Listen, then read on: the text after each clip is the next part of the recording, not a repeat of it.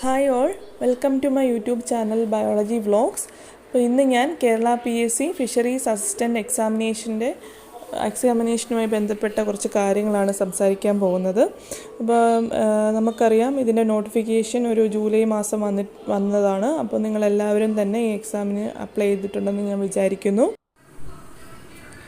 അപ്പോൾ ഇതിൻ്റെ നോട്ടിഫിക്കേഷൻ നിങ്ങൾ കണ്ടു കാണുമായിരിക്കും. അപ്പോൾ ഇതിൽ ആൻറ്റിസിപ്പേറ്റഡ് വേക്കൻസീസ് മാത്രമേ ഇവരിപ്പോൾ പറയുന്നുള്ളൂ.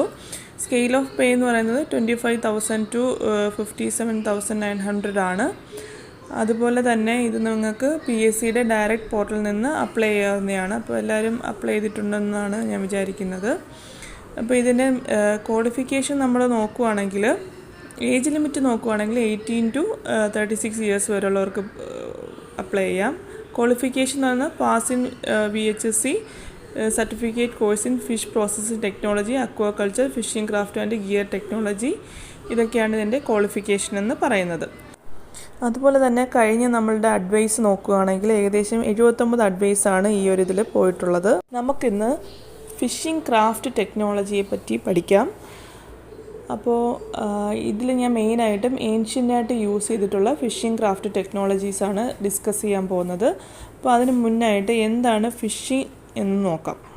ഫിഷിംഗ് എന്ന് പറഞ്ഞാൽ fishing is the art of catching fish from the natural habitats. അതായത് ഒരു നാച്ചുറൽ ഹാബിറ്റാറ്റിൽ നിന്നും ഫിഷിനെ ക്യാച്ച് ചെയ്യുന്ന പ്രോസസ്സിനെയാണ് ഫിഷിംഗ് എന്ന് പറയുന്നത്. അത് ഏത് ആക്ടിവിറ്റി ആവാം, with or without the help of any helping tools.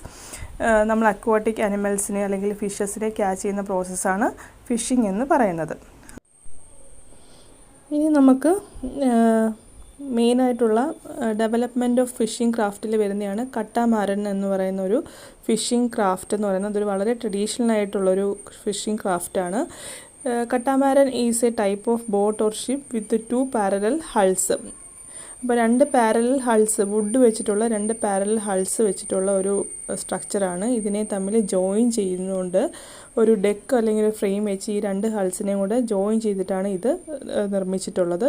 ഇതിൻ്റെ സ്ട്രക്ചർ നോക്കുകയാണെങ്കിൽ 2 narrow hulls connected by a deck or platform. The space between the hulls reduces the water resistance. ഈ 2 ഹള്ളിൻ്റെ ഇടയ്ക്കുള്ള സ്പേസ് വാട്ടറിൻ്റെ റെസിസ്റ്റൻസിനെ കുറയ്ക്കും.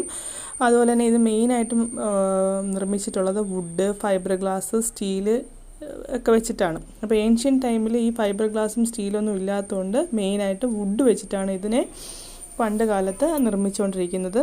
ഇതിൻ്റെ സ്ട്രക്ചർ നോക്കുവാണെങ്കിൽ ഒരു സെയിലുണ്ട്, അതുപോലെ തന്നെ മാസ്റ്റ് ഉണ്ട്, അതുപോലെ 2 ഹൾക്കിനെയും തമ്മിൽ കണക്ട് ചെയ്യുന്ന ഒരു ഡെക്ക് അല്ലെങ്കിൽ ഒരു ഫ്രെയിമുണ്ട്. ഇതാണ് മെയിനായിട്ടുള്ള ഈ ഒരു കട്ടാമാരൻ്റെ സ്ട്രക്ചർ എന്ന് പറയുന്നത്.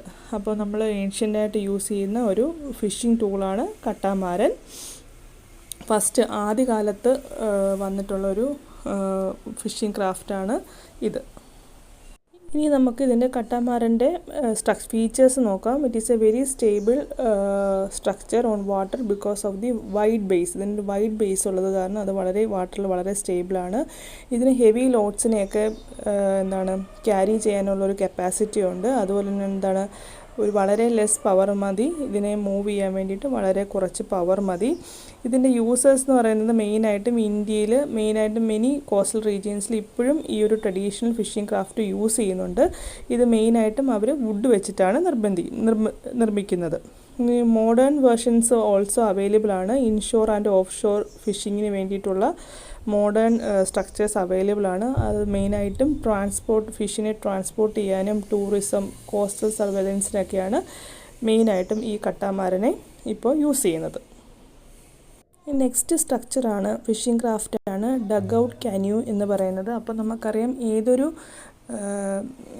പ്രോഡക്റ്റിനും എന്തെങ്കിലും ഒരു പോരായ്മ ഉണ്ടെങ്കിൽ അതിന് അഡീഷൻ നടത്തിക്കൊണ്ട് പുതിയ കണ്ടുപിടുത്തങ്ങൾ വന്നുകൊണ്ടിരിക്കും. അപ്പോൾ കട്ടാമാരനിലുള്ള കുറേ പോരായ്മകൾ കാരണമാണ് അതിൽ കൂടുതൽ അഡീഷൻസ് കൊടുത്തിട്ടാണ് ഡഗ് ഔട്ട് കാന്യൂ എന്ന് പറയുന്ന അടുത്ത ട്രഡീഷണൽ ആയിട്ടുള്ള ഫിഷിംഗ് ക്രാഫ്റ്റ് വന്നത്.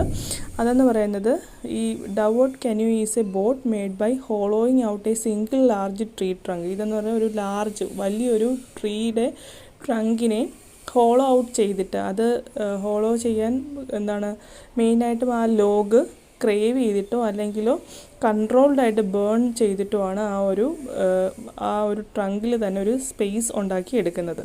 ഈ സ്പേസ് എന്ന് പറയുന്നത് പാസഞ്ചേഴ്സിനും അതുപോലെ തന്നെ ഫിഷിങ്ങിനും ഒക്കെ വേണ്ടിയിട്ട് ആണ് അവർ അന്ന് യൂസ് ചെയ്തുകൊണ്ടിരുന്നത്. അപ്പോൾ ഇതിൻ്റെ കൺസ്ട്രക്ഷൻ നോക്കുവാണെങ്കിൽ ഒരു സിംഗിൾ ട്രീ ട്രങ്കിൽ നിന്നാണ് ഇത് മെയിനായിട്ട് അവർ നിർമ്മിക്കുന്നത്. ഇതിന് മെയിനായിട്ട് ഉപയോഗിച്ചുകൊണ്ടിരുന്ന ഒരു ട്രീസ് എന്ന് പറയുന്നത് അല്ലെങ്കിൽ വുഡ് എന്ന് പറഞ്ഞാൽ ടേക്ക് വുഡുണ്ട്, അതുപോലെ തന്നെ മഹാഗണിയുണ്ട്, മാംഗോ വുഡുണ്ട്. അപ്പോൾ അത് ഇന്നർ പാർട്ട് എന്ന് പറയുന്നത് ഹാൻഡ് ടൂൾസ് വെച്ചിട്ടോ അല്ലെങ്കിൽ കൺട്രോൾഡ് ബേണിംഗ് പ്രോസസ്സ് വഴിയോ അതിനെ മാറ്റും. അതിനുശേഷം ആ ഔട്ടർ ഷേപ്പും വളരെ സ്മൂത്തായിട്ട് അവർ കർവ് ചെയ്തെടുക്കും. എന്തിനു വേണ്ടിയിട്ടാണ്? വാട്ടറിൻ്റെ സർഫസിലൂടെ നല്ല സ്മൂത്തായിട്ട് ഗ്ലൈഡ് ചെയ്യാൻ വേണ്ടിയിട്ടാണ് ഔട്ടർ സർഫസ് അവർ സ്മൂത്ത് ചെയ്തെടുക്കുന്നത്. അതുപോലെ തന്നെ ചില സ്ട്രക്ചേഴ്സിൽ, ചില ഡൗട്ട് കെന്യൂവിൽ ഔട്ടർ സ്ട്രക്ചേഴ്സിൽ സൈഡ് സപ്പോർട്ട്സ് ആയിട്ടുള്ള സ്ട്രക്ചേഴ്സും അവർ നിർമ്മിച്ചിട്ടുണ്ട്. അപ്പോൾ ഇതാണ് ഈ ഡൗട്ട് കെന്യൂയുടെ ഒരു സ്ട്രക്ചർ എന്ന് പറയുന്നത്. അപ്പോൾ നമ്മുടെ കരാമാൻ കാറിന് ശേഷം നെക്സ്റ്റ് വന്ന ട്രഡീഷണലായിട്ടുള്ള ഒരു ഫിഷിംഗ് ക്രാഫ്റ്റാണ് ഡഗ്ഔട്ട് കെനി. ഇനി ഡഗ്ഔട്ട് കെനിയുടെ മെയിൻ ഫീച്ചേഴ്സ് നോക്കുവാണെങ്കിൽ വളരെ സിമ്പിൾ ഡിസൈനാണ്, ഈസി ടു മേക്കാണ്, suitable for shallow waters, rivers and lagoons, can be paddled or rowed manually, limited carrying capacity and less stable in rough seas. അപ്പോൾ ഇതിന് ഒരു ലിമിറ്റേഷൻ എന്ന് പറയുന്നത് റഫ് സീസിൽ, ഓപ്പൺ സീൽ ഇത് വളരെ അൺസ്റ്റേബിളാണ്. അതുപോലെ തന്നെ വളരെ കുറച്ച് ലിമിറ്റഡ് ക്യാരിയിങ് കപ്പാസിറ്റി മാത്രമേ ഈ ഒരു ഫീച്ചേഴ്സിനുള്ളൂ. ഇതിൻ്റെ മെയിൻ യൂസ് എന്ന് പറയുന്നത് commonly used in traditional coastal fishing and inland വാട്ടേഴ്സിലും ട്രഡീഷണൽ ആയിട്ടുള്ള കോസ്റ്റൽ ഫിഷിങ്ങിന് വേണ്ടിയിട്ട് യൂസ് ചെയ്യുന്നൊരു ഫിഷിംഗ് ക്രാഫ്റ്റാണ്. Fisherman use it for gill netting, line fishing and cast netting near the sea. അതുപോലെ തന്നെ still used in parts of Kerala, Tamil Nadu and Andaman islands. അപ്പം ഇത് ഇപ്പോഴും ചില കോസ്റ്റൽ ഏരിയസിൽ യൂസ് ചെയ്യുന്ന ഒരു സ്ട്രക്ചറാണ്. മൂന്നാമത്തെ ഒരു ട്രഡീഷണൽ ഫിഷിംഗ് ക്രാഫ്റ്റാണ് റാംപാനി ബോട്ട് എന്ന് പറയുന്നത്. Rampani boat is a large traditional fishing boat used mainly along the Karnataka and Goa coast for seine ഫിഷിങ്ങിന് വേണ്ടിയിട്ട് ഈ ഗോവയിലും കർണാടകയിലും ഒക്കെ ഉള്ള കോസ്റ്റൽ ഏരിയസിൽ ഫിഷിങ്ങിന് വേണ്ടി ഉപയോഗിച്ചിരുന്നൊരു ഫിഷിംഗ് ക്രാഫ്റ്റാണ്. It is design to carry heavy fishing nets and work efficiently in near shore waters. അപ്പോൾ ഇത് മെയിനായിട്ടും ഹെവി ആയിട്ടുള്ള, ഇപ്പോൾ ബാക്കി രണ്ടെണ്ണത്തിനുള്ള പോരായ്മകൾ നീക്കിക്കൊണ്ട് വന്ന അടുത്തൊരു ഫിഷിംഗ് ക്രാഫ്റ്റാണ് റാംപാനി ബോട്ടിംഗ് എന്ന് പറയുന്നത്.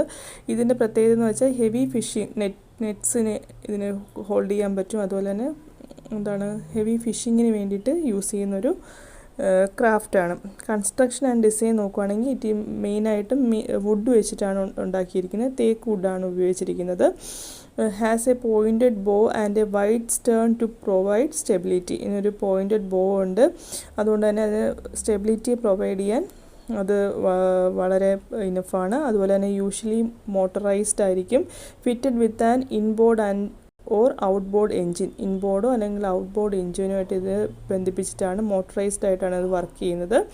ഇതിൻ്റെ ഒരു ലെങ്ത് റേഞ്ച് എന്ന് പറയുന്നത് 10 to 15 meters ആണ്. അപ്പോൾ ഇതിന് മെയിനായിട്ട് ഒരു 20 to 30 ഫിഷിംഗ് മാനിനെ ക്യാരി ചെയ്യാൻ പറ്റുന്ന അത്രയും ഒരു കപ്പാസിറ്റി ഉള്ളൊരു ഫിഷിംഗ് ക്രാഫ്റ്റാണ്. ഇതിൻ്റെ ഫിഷിംഗ് മെത്തേഡ് നോക്കുവാണെങ്കിൽ the boat carries a large encircling net. ഇതിനകത്തൊരു ഈ ബോട്ട് ഒരു ലാർജ് എൻസർക്ലിംഗ് നെറ്റ് ക്യാരി ചെയ്യുന്നുണ്ട്. ഈ നെറ്റ് എന്ന് പറയുന്നത് ഈ short around A shawl of fish spotted near the surface. അപ്പോൾ ഇതെന്ന് പറയുന്നത് ഇപ്പോൾ ഒരു സർഫസിൽ ഒരു ഷാൾ ഓഫ് ഫിഷസിനെ കാണുവാണെങ്കിൽ അല്ലെങ്കിൽ ഗ്രൂപ്പ് ഓഫ് ഫിഷസ് കാണുവാണെങ്കിൽ അതിനെ ബഞ്ചായിട്ട് പിടിക്കാൻ ക്യാച്ച് ചെയ്യാൻ വേണ്ടിയിട്ട് ഈ നെറ്റിന് കപ്പാസിറ്റി ഉണ്ട്. The bottom of the net is then drawn or pursed trapping the fish inside. അപ്പോൾ ഈ ബോട്ടം, ഈ നെറ്റിൻ്റെ ബോട്ടം എന്ന് പറയുന്നത് എന്താണ്,